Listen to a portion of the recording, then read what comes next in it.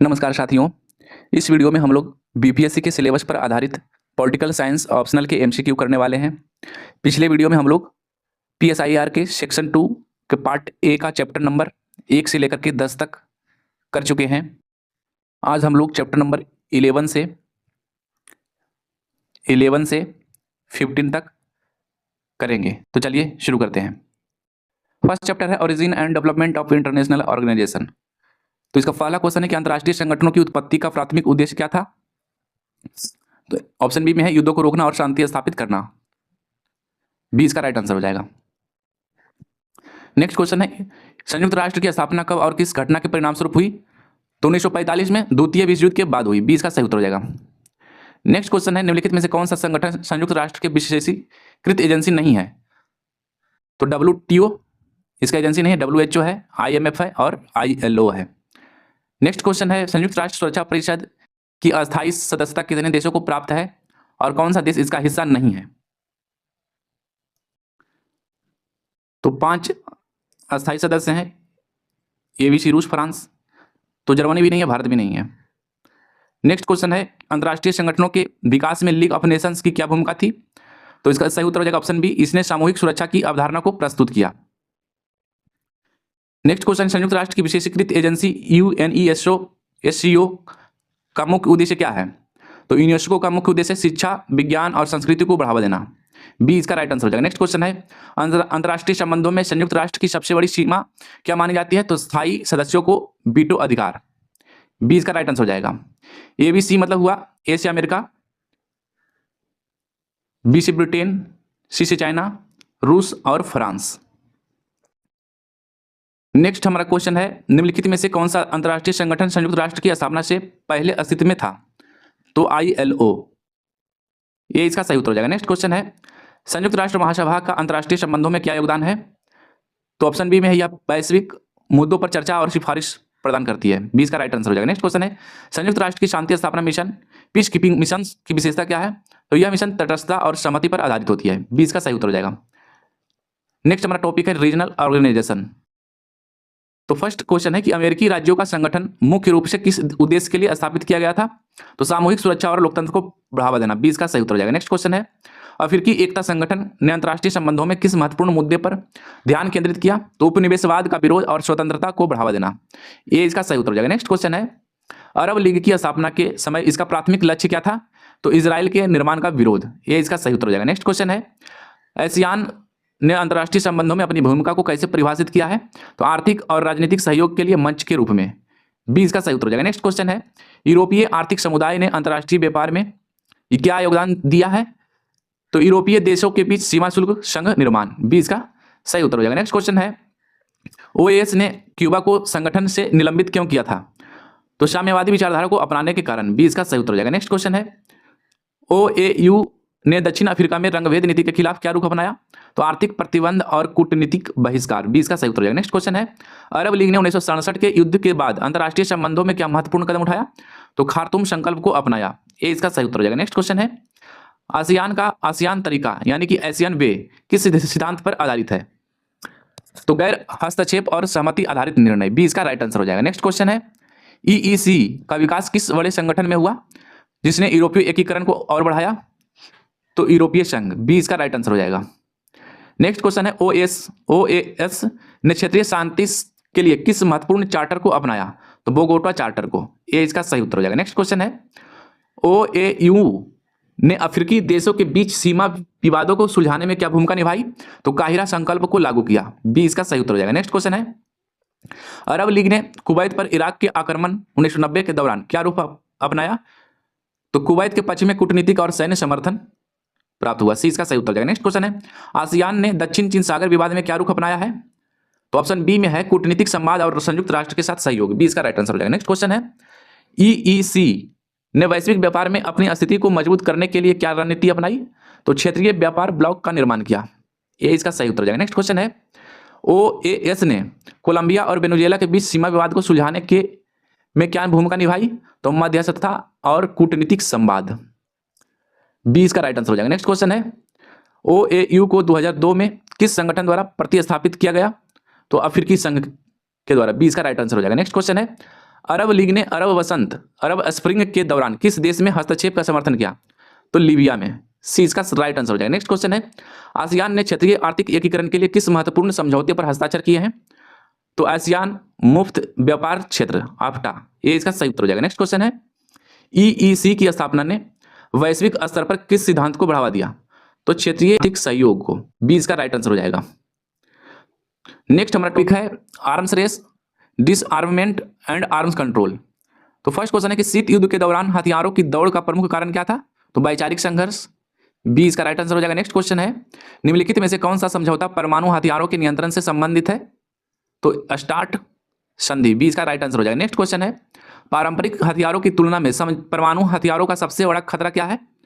तो व्यापक विनाश की क्षमता। बी इसका राइट आंसर हो जाएगा। नेक्स्ट क्वेश्चन है, हथियारों की दौड़ में तृतीय विश्व देशों की भूमिका को सबसे अधिक प्रभावित करने वाला कारक क्या है?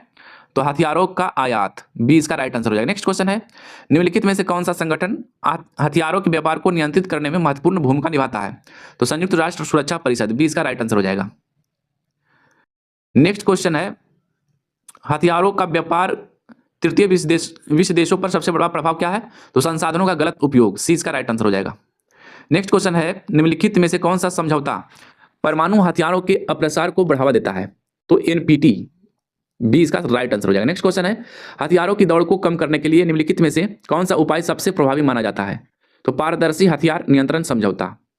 बी इसका राइट आंसर हो जाएगा। नेक्स्ट क्वेश्चन है, तृतीय विश्व देशों में हथियारों के व्यापार का परिणाम क्या हो सकता है? तो आंतरिक संघर्ष में वृद्धि हो सकता है। बी इसका राइट आंसर हो जाएगा। नेक्स्ट क्वेश्चन है, निम्नलिखित में से कौन सा देश हथियारों के व्यापार में सबसे बड़ा निर्यातक है? तो संयुक्त राज्य अमेरिका। बी इसका राइट आंसर हो जाएगा। नेक्स्ट क्वेश्चन है, परमाणु निरस्त्रीकरण का अर्थ है परमाणु हथियारों का पूर्ण उन्मूलन। ये इसका राइट आंसर हो जाएगा। नेक्स्ट क्वेश्चन है, हथियार नियंत्रण समझौतों का मुख्य उद्देश्य क्या है? तो युद्ध की संभावना को कम करना। बी इसका राइट आंसर हो जाएगा।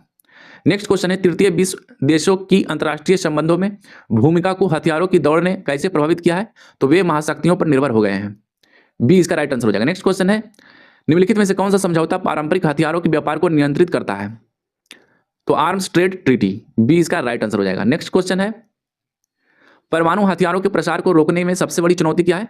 तो राजनीतिक इच्छा शक्ति की कमी। बी इसका राइट आंसर हो जाएगा। नेक्स्ट क्वेश्चन है, हथियारों की दौड़ का तृतीय विश्व देशों की अर्थव्यवस्था पर क्या प्रभाव पड़ता है? तो विकास के लिए संसाधनों की कमी हो जाती है। ये इसका सही उत्तर हो जाएगा। नेक्स्ट क्वेश्चन है, निम्नलिखित में से कौन सा कारक हथियारों के व्यापार को बढ़ावा देता है? तो सैन्य औद्योगिक परिसर। बी इसका राइट आंसर हो जाएगा। नेक्स्ट क्वेश्चन है, तृतीय विश्व देशों में हथियारों के व्यापार ने अंतर्राष्ट्रीय संबंधों में उनकी स्थिति को कैसे प्रभावित किया है? तो उनकी निर्भरता बढ़ी है। बी इसका राइट आंसर हो जाएगा। नेक्स्ट क्वेश्चन है, निम्नलिखित में से कौन सा समझौता परमाणु परीक्षणों पर प्रतिबंध लगाता है? तो सीटीबीटी। बी इसका राइट आंसर हो जाएगा। नेक्स्ट क्वेश्चन है, हथियार नियंत्रण और निरस्त्रीकरण के बीच मुख्य अंतर क्या है? तो ऑप्शन ए राइट आंसर है, हथियार नियंत्रण हथियारों की संख्या को सीमित करता है जबकि निरस्त्रीकरण उन्हें समाप्त कर सकता है। नेक्स्ट हमारा टॉपिक है डिप्लोमेटिक थ्योरी एंड प्रैक्टिस। तो फर्स्ट क्वेश्चन है कि कूटनीति का मूल उद्देश्य क्या है? तो राष्ट्रीय हितों की रक्षा और प्रचार करना। बी इसका राइट आंसर हो जाएगा। नेक्स्ट क्वेश्चन है, कूटनीति युद्ध का विकल्प है, यह कथन किस सिद्धांत पर आधारित है? यानी कि कूटनीति युद्ध का यही एक विकल्प है, तो उदारवाद नीति का। बी इसका राइट आंसर हो जाएगा। नेक्स्ट क्वेश्चन है, निम्नलिखित में से कौन सा कूटनीति का एक प्रकार नहीं है? तो सैन्य कूटनीति। नेक्स्ट क्वेश्चन है, वियना संधि 1815 का कूटनीति के इतिहास में क्या महत्व है? तो इसने यूरोप में शक्ति संतुलन की स्थापना की। बी इसका राइट आंसर हो जाएगा। नेक्स्ट हमारा क्वेश्चन है, कूटनीति प्रतिरक्षा यानी कि डिप्लोमेटिक इम्यूनिटी का आधार क्या है?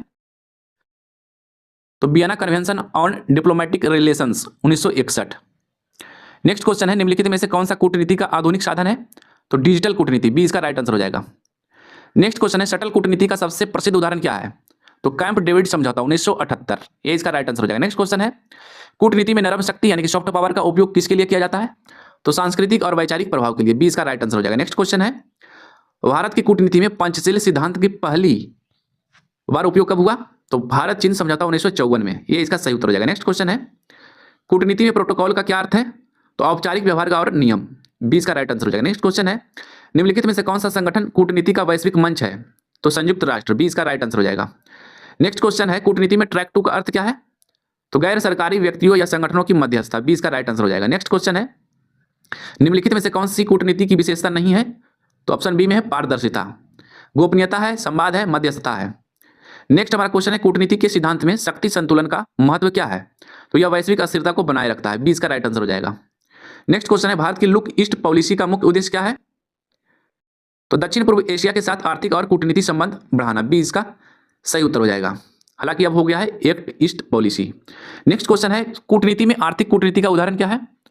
तो ऑप्शन बी में है मुक्त व्यापार समझौता, 20 का राइट आंसर है। नेक्स्ट क्वेश्चन है निम्नलिखित में से कौन सा कूटनीति का पारंपरिक साधन नहीं है? तो सोशल मीडिया पारंपरिक साधन नहीं है। तो है कौन कौन? तो दूतावास, सम्मेलन और पत्राचार। नेक्स्ट क्वेश्चन है कूटनीति में क्राइसिस डिप्लोमेसी का उपयोग कब होता है? तो युद्ध या आपातकालीन स्थिति में तनाव कम करने के लिए, 20 का राइट आंसर हो जाएगा। नेक्स्ट क्वेश्चन है निम्नलिखित में से कौन सा कूटनीति का सैद्धांतिक दृष्टिकोण है? तो रचनावाद यानी कि कंस्ट्रक्टिविज्म, ये इसका राइट आंसर हो जाएगा। नेक्स्ट क्वेश्चन है भारत की कूटनीति में वसुधैव कुटुंबकम का सिद्धांत किसे दर्शाता है? तो वैश्विक सहयोग और एकता को, 20 का राइट आंसर हो जाएगा। नेक्स्ट हमारा टॉपिक है एक्सटर्नल इंटरवेंशन। तो फर्स्ट क्वेश्चन है कि वैचारिक हस्तक्षेप का मुख्य उद्देश्य क्या होता है?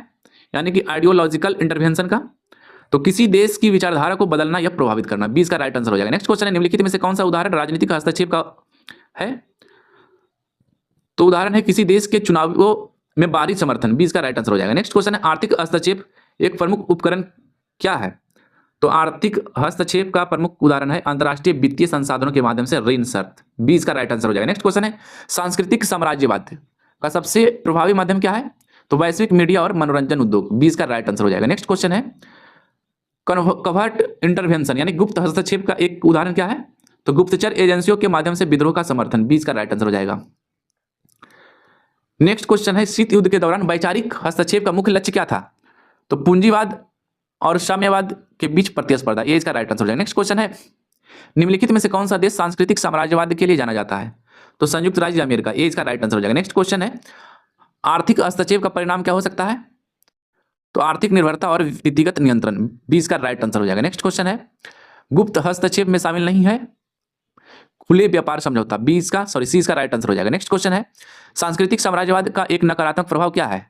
तो स्थानीय परंपराओं का विलोप हो जाता है, ये इसका सही उत्तर हो जाएगा। नेक्स्ट क्वेश्चन है वैचारिक हस्तक्षेप का उदाहरण एक क्या है? तो ऑप्शन बी में है साम्यवादी विचारधारा का प्रचार। नेक्स्ट क्वेश्चन है निम्नलिखित में से कौन सा कारक गुप्त हस्तक्षेप को प्रभावी बनाता है? तो गुप्तचर एजेंसियों की गोपनीयता, 20 का राइट आंसर हो जाएगा। नेक्स्ट क्वेश्चन है सांस्कृतिक साम्राज्यवाद को बढ़ावा देने में किसका योगदान सबसे अधिक है? तो हॉलीवुड फिल्में और टीवी शो का, 20 का राइट आंसर हो जाएगा। नेक्स्ट क्वेश्चन है राजनीतिक हस्तक्षेप का उद्देश्य क्या हो सकता है? तो इसका सही उत्तर ऑप्शन बी, किसी देश की सरकार को प्रभावित करना या बदलना। नेक्स्ट क्वेश्चन है आर्थिक हस्तक्षेप एक उपकरण नहीं है, तो सैन्य हस्तक्षेप आर्थिक हस्तक्षेप का एक उपकरण नहीं है, सी इसका राइट आंसर हो जाएगा। नेक्स्ट क्वेश्चन है गुप्त हस्तक्षेप का एक ऐतिहासिक उदाहरण है?